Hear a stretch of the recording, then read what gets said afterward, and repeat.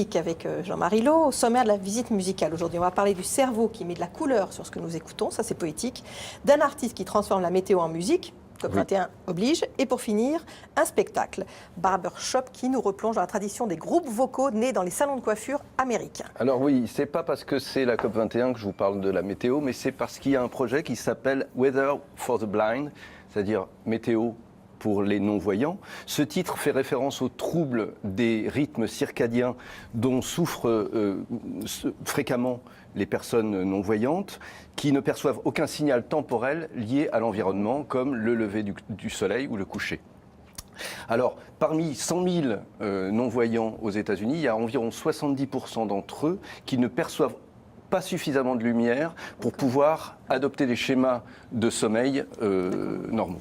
Alors permettez-moi, Jean-Marie, de rappeler un phénomène scientifique important, puisque le rythme circadien, c'est donc un rythme biologique qui a une durée de 24 heures environ. Le rythme veille-sommeil, je dis ce qu'il m'a écrit, celui qui marque le plus nos vies quotidiennes est produit par ce qu'on appelle l'horloge biologique, donc qui fonctionne dans des conditions parfaitement constantes de lumière et de température. J'espère que j'ai bien vu. Tout à fait, Michel. Les carillons, vous connaissez les carillons éoliens, vous voyez ce que c'est, ce sont ces machins en bambou qui sonnent avec le vent.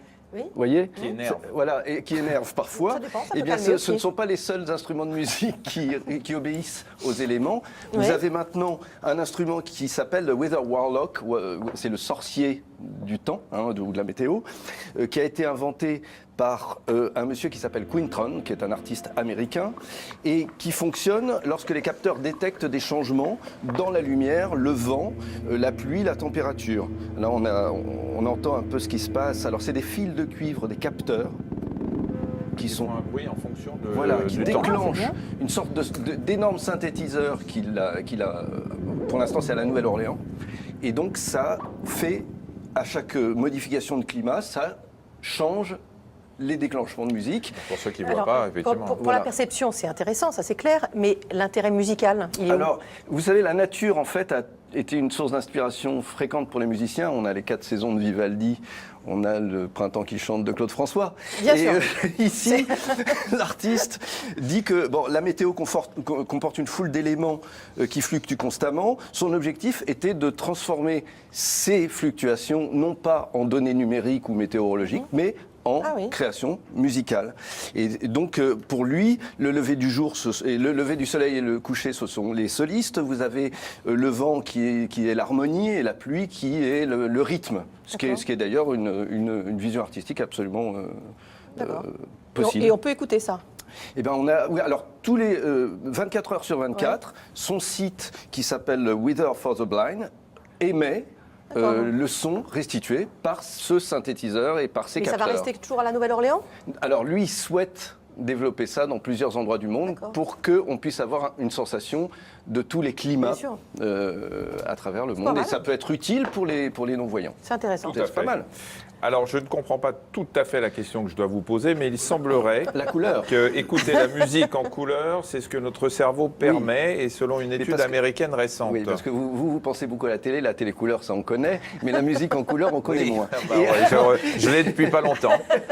Et alors, il se trouve qu'il y a une étude américaine de l'université de Berkeley qui nous explique qu'en fonction de la musique que nous écoutons, le cerveau associe des couleurs bien spécifiques. On va écouter un extrait du concerto pour flûte en sol majeur de Mozart.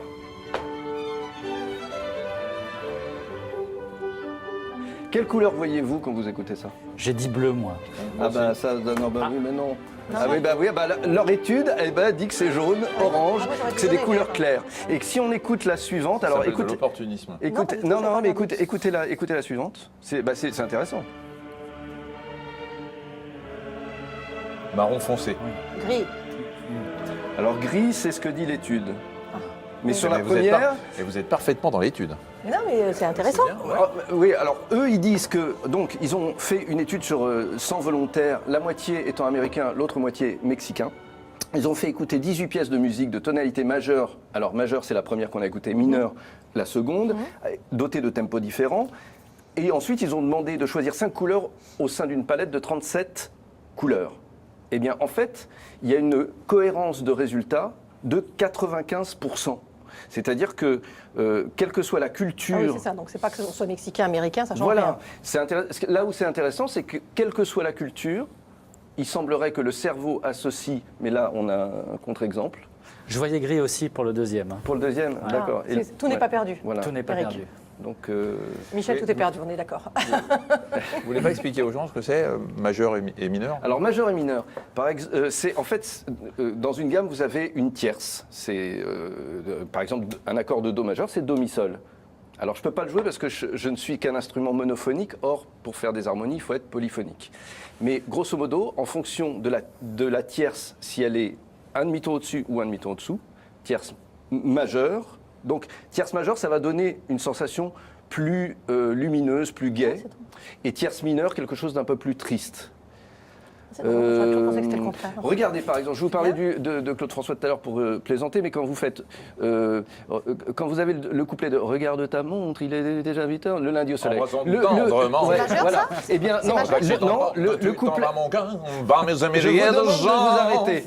Le couplet est mineur et quand il fait le lundi au soleil, là on passe en majeur. Et en fait la chanson, elle s'ouvre quand il dit le lundi au soleil. Bah, c'est exactement ça. Ah. Alors, on va rester avec les couleurs parce qu'on en fait aussi chez son coiffeur. Alors, il y a un spectacle qui est très réjouissant qui s'appelle la phrase. Alors, on en fait aussi chez son coiffeur. Enfin, quand il y a coiffeur, je comprends. Non. Oui.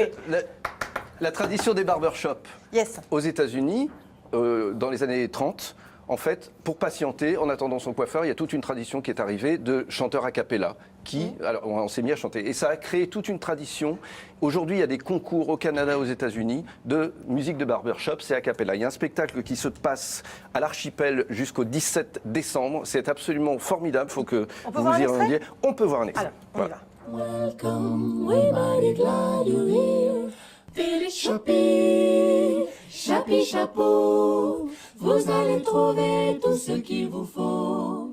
Si vous pensez n'avoir besoin de rien, ça tombe bien, ce qu'on vend ne sert à rien. Alors ça, c'est Ça en doit faire majeur, du bien, par ça. exemple. Ça doit faire Ça du fait bien, du bien. ça. C'est vraiment frais, rafraîchissant et en plus, c'est de la bonne musique. Donc, au Théâtre L'Archipel à Paris. Voilà. Merci beaucoup.